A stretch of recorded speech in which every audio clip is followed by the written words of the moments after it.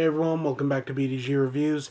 About a week or so ago, I did a top 10 best horror movie openings. So, I thought, what's the next logical step? I'll do one of the top 10 uh, best horror movie endings. So, as the name suggests, this is going to involve spoilers. Though, honestly, you know, if you're coming to a movie about best endings of horror movies, you probably already realize that. So, I'm just gonna. There's no numbering here. This is just 10 that I really think the ending really works. First up, we got Night of the Living Dead. This was an ending that the first time I saw it, I really didn't like. I thought, damn, this guy's gone through all this and then he just gets shot in the head. But over time, I found a real appreciation for it. In that, when you look at the movie as a whole, the ending's perfect for the movie. A happy ending just wasn't really in the cards for any of these characters. So, there you go. Night of the Living Dead. Next up, we got Reanimator. Uh, the ending of this movie has always been completely batshit crazy, and I love that about it. I love the fact that it's just so over the top and so, just crazy. And again, it fits in with the narrative. It's like everything that's gone on in the movie has been building to this, and it's not, you're not let down. You get a climax, one hell of a climax with this one. So yeah, Reanimator. Then we got Invasion of the Body Snatchers. This is one of those ones, again, kind of like Night of the Living Dead. At first, the first time I saw it, I didn't really like it, because, well, when I first saw this, I was kind of on this kick of, when bad stuff happens to all these characters, you kind of hope they get a happy ending out of it. I've learned over the years, that you need to be true to the story you're telling. And if the story you're telling doesn't warrant a happy ending, you shouldn't get one. That's simple, really. And the only thing about this ending that sort of confused me as to how Donald Sutherland's character got turned into an alien. I never saw a time when that could have happened, but I don't know. Yeah. Next up, we got The Beyond. This has one of the bleakest endings ever, and I love it. I completely love the ending of The Beyond. Um, it's you know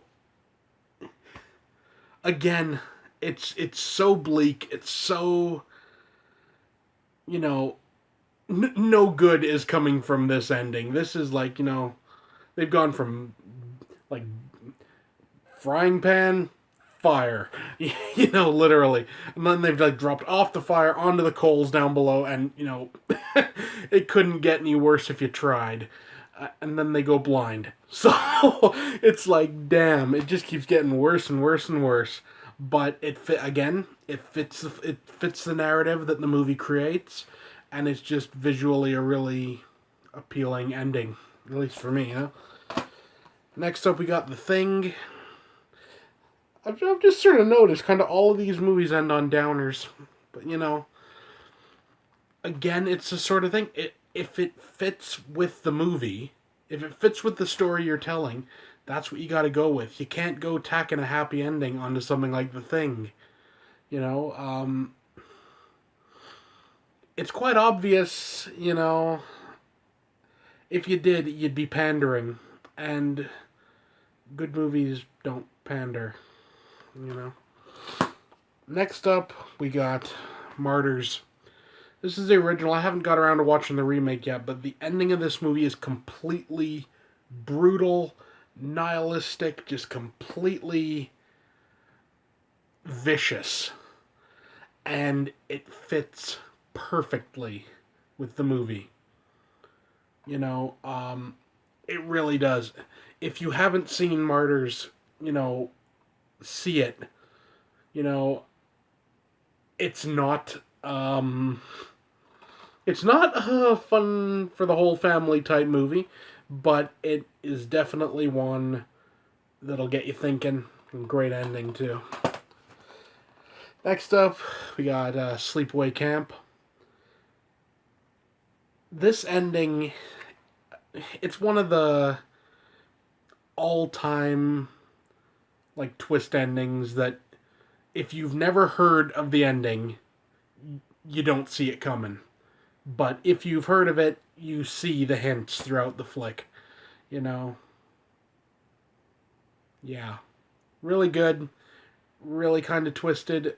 I remember the first time I saw it again when I was like, when did this come out? This came out in '83. I must have saw it in what, maybe '90. I was about like 10 years old or so. Um, it messed me up for a while, I gotta say, but good ending nonetheless. Next up, we got the Wicker Man. This is the original, not the Nicolas Cage abomination.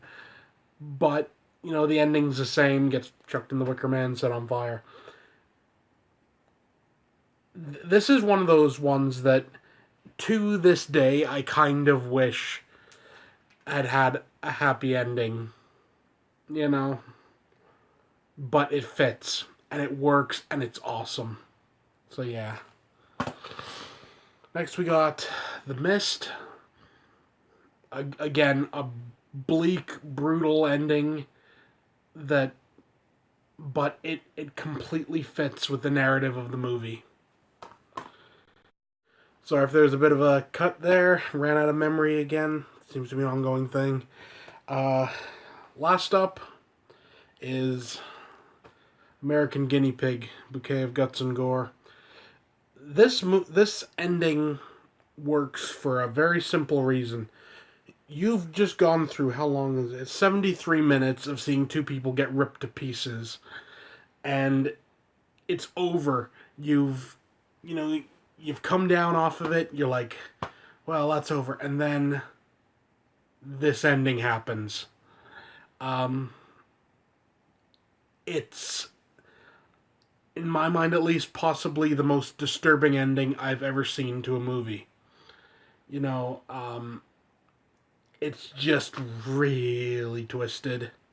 It really is. And it fits perfectly. I've championed this movie for a while. I've always said I really like the American Guinea Pig stuff, and as long as you know what you're getting into, and yeah. I don't really know what else to say because I'm not going to go into a whole other review of it, but it was an ending that really worked. Also, my belief has always been a good ending of a movie should be one that,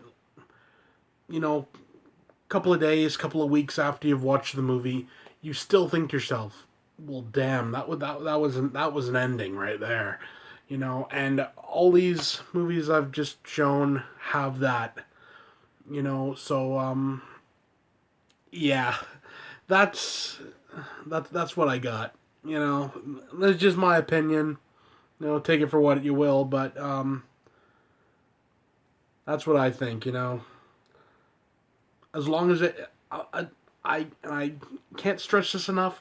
An ending should fit the narrative that's been told in the movie.